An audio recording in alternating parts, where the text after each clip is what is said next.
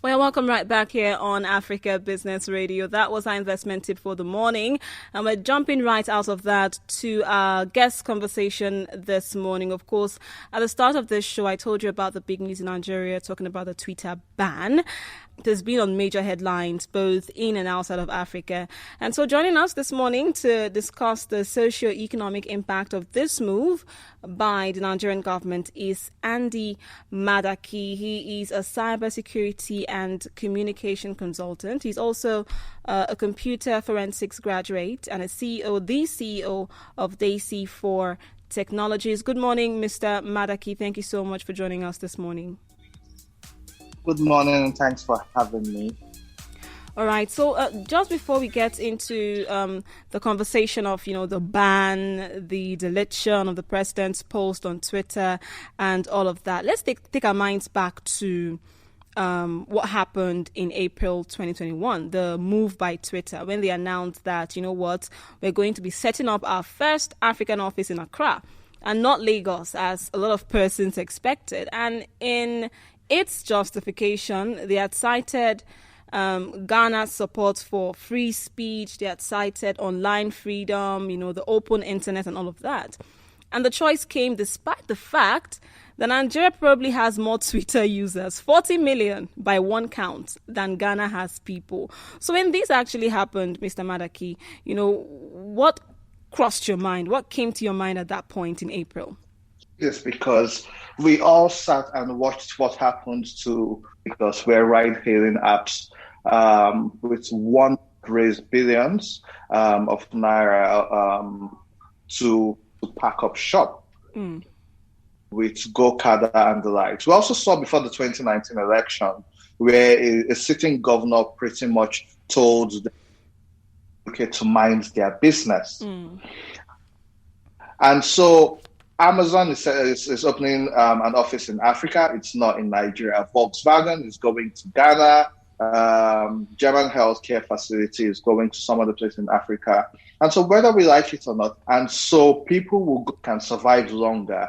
Nigeria, the instability and also the high rate of insecurity. You don't open an office in Nigeria and they kidnap one of their staff. And so they now have to create a budget for ransom. And also, Ghana has carried out an active campaign with what they called their year of return in 2019 to invite the diaspora to come back home, to come to Ghana. And so they've made that deliberate effort to say Ghana is a place to be. So 2 months down the line, 2 months after, what happened in April, there's a ban on Twitter. And so far this year, Nigeria is not the only country that's gone through this. We have Niger Republic, we have the Republic of the Congo, we have Uganda. They have limited digital media around elections. Senegal also did so around the anti-government protests as well. So these shutdowns are typically justified as, necessary to ensure national security around sensitive periods, especially during the election periods and situations like we found ourselves in Nigeria. Now, do you think that a line should be drawn, vis-a-vis democratic freedom around information, around expression and assembly as well? So here's what I think. I feel the government has the right machinery for certain things. So we have the Department of State Security. We have the National Intelligence Agency. You have the police. Nigeria has a cybersecurity emergency response team. You have NITDA, and you have the Minister of Communication and Digital Economy. Twitter and social media is a huge intelligence gathering source. And so as opposed to what we are doing is throwing away the child with the bathwater. It's like saying because people use the internet for cybercrime, what should we do? Let's shut down the whole internet. It's the same way they did with Bitcoin, with cryptocurrency, saying, because people use cryptocurrency for criminal activities, let's reject it in totality. And so we have this bad behavior, and by we, I mean the government of Nigeria, of instead of studying things to learn about it, what they do is they shut it down first before coming to study it and see how they can go around it. Yeah. Now, it's unfortunate that we have to cite countries with bad democratic processes as examples for what Nigeria is doing. Even beyond Africa. Okay, let's look at Uganda, for instance. The Ugandan government shut down the internet because of elections, and so that they could do whatever they wanted to do. And we still saw videos and the likes where there was a lot of oppression during the time of the election. Even the person who contested against the president in Uganda was arrested. Now, come to Nigeria before 2019. In 2016, we had the frivolous petition and prohibition bill by Senator Ibn Naala, who was then the majority leader in the Senate, which we called the social media bill, and people spoke against it and fought against it, and that was stepped down.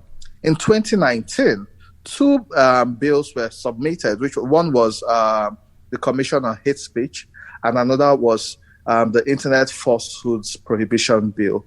All of that was also meant targeted at social media to be able to get people who spoke in manner or criticized the government. Now, Nigerians spoke against it. What I'm trying to say is there's been precedent of this administration trying to use any and every way to regulate speech. And so this is an infringement of people's fundamental and human rights. And so this now becomes problematic. Instead of the Nigerian government to shut down Twitter, what we expect of them is governments around the world have relationships with social media, and they have the power to, especially with freedom of information, they have the power to request from Google, Facebook, Instagram, Twitter, any information of anybody who they see could threaten national security. And so if Nnamdi Kanu is the problem, the Nigerian government should tell Twitter to shut down Nnamdi Kanu's account. Now, what happened was Nigerians reported the president's tweet. It's not like Twitter stood up and deleted the tweet. Nigerians, multiple people reported it. Twitter investigated and found out that it was against their policies and deleted it. And so 2 days later, Twitter has been banned in Nigeria. Now, this was done by the Federal Ministry of Information, right? However, the spokesperson to the president, Garba Shehu, has released a statement saying the temporary suspension, not indefinite, temporary suspension is not just because the president's tweet was deleted, but because of things that have happened over time. What this clearly says is that, one, the president is aware, and two, he is in support of it. That's why Garba Shehu can come out to speak in support of what they have done. It sends a very bad message to the world and Nigerians, especially when they remember that when the current president was head of state in 1984, they had Decree 4, which was another bill which was targeted at the media and freedom of speech. All right, so it's a bad precedent, a bad trend which is being set. Right. But now the ban is here, obviously, and we have Nigerians folding their arms and just watching. We can't access Twitter. But then there's a question of, the extent to which the ban can actually stop Nigerians who want to use the platform from doing so. I understand that users would be targeted for punishment, but then wouldn't this be even a costly move for the government? And how technologically feasible is this? Is the ban?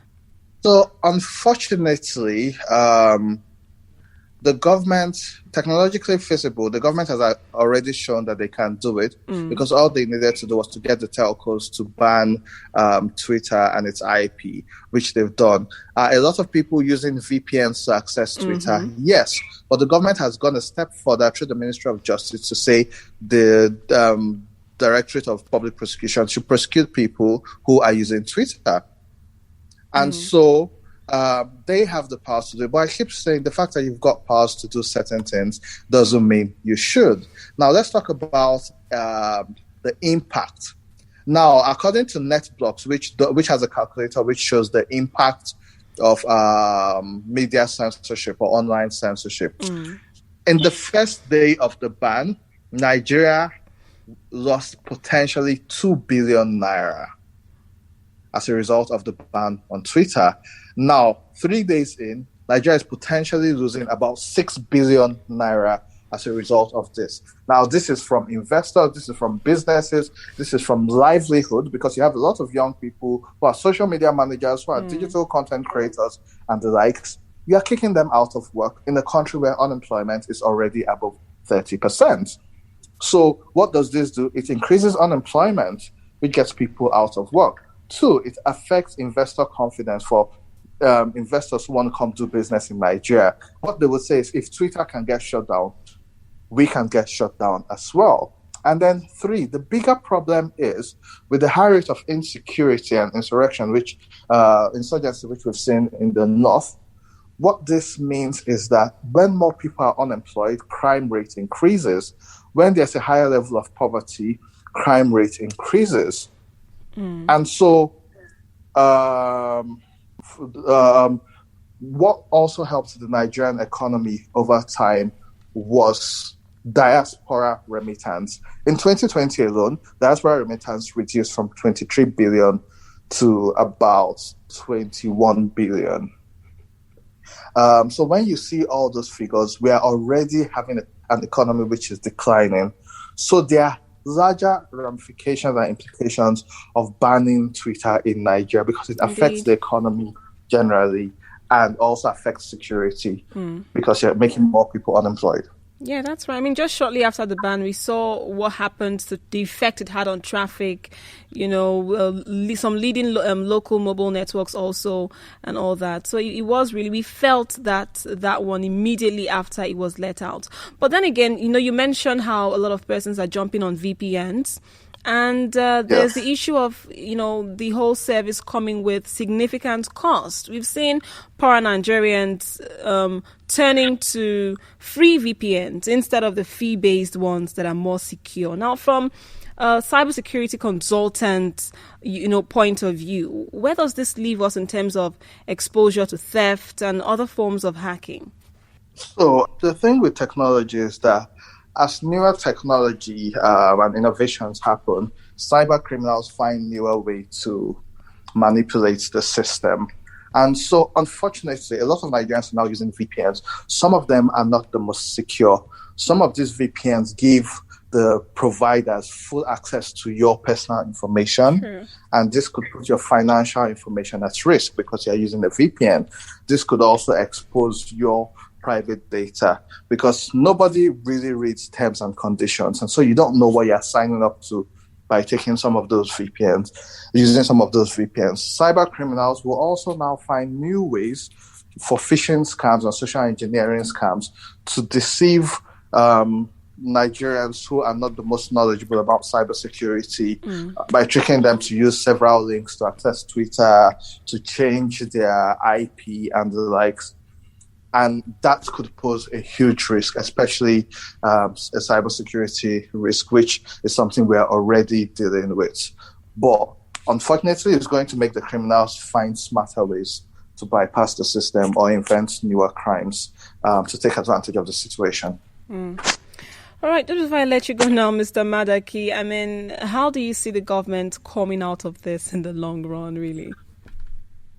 So basically, the long run and the larger picture for the government, which I think is even scarier, is the fact that they pay a monthly fee to be able to have access to these platforms. With increased and high poverty rates and inflation and all of that, Twitter already has 40 million users in Nigeria. That would decline, which means it could affect the businesses of the users and even the platform providers. So that's quite problematic. So the long goal is to say, okay, we've suspended people, now come and register with us, and you will have to go by our guidelines, which is the censorship we've been avoiding. But they know they will get that middle ground, which I don't think necessarily helps the people. Okay. But that's the aim of government. So we threaten you, we ban you, you come to us, we say you register, you pay a lot of money, get people to pay more money, and then we say, okay, everything is fine. But what they are doing is taking the control over. Right. But do you think that there could be a possible threat on other social media services based on what has just happened? We have an election in 2023. If social media is being blamed for everything, it becomes a potential risk, especially with the coming election in 2023. The government can decide to shut down the internet entirely because they feel it will be used to cause incitement. If they've been able to suspend Twitter indefinitely, that's a huge possibility which we should be prepared for. All right, I guess we'll have to wrap up the conversation at this point. Thank you so much, Mr. Madaki, for joining me on the show. It's been an amazing time with you. Thank you for making it here. My pleasure. And keep doing the work you're doing. Don't lose your voice. Thank you. All right, we've been talking with Mr. Andy Madaki, and we've been talking the socio-economic impact of the Twitter ban that happened towards the end of last week, and how it's been 3 days into that ban. Stay right here.